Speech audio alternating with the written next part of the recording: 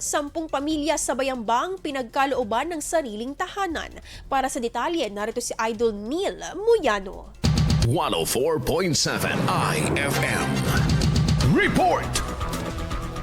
10 pamilyang Bayambanggenyong nagkaroon ng pagkakataong magkaroon ng sariling tahanan matapos silang pagkalooban ng tig-isang bahay kubo na personal na pinagkaloob ni Bayambang Mayor Niña Quiambao. Ayon sa ibinahagi ng Bayambang LGU, kabilang umanong mga ito sa mga pamilyang naninira noon sa mga parong-parong, dating kural ng baboy at mga bahay na hiniram lamang.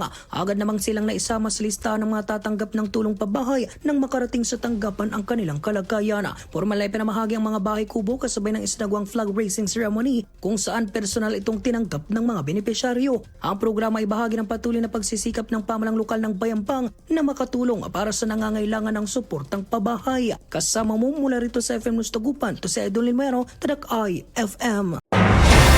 IFM News. IFM News. IFM News.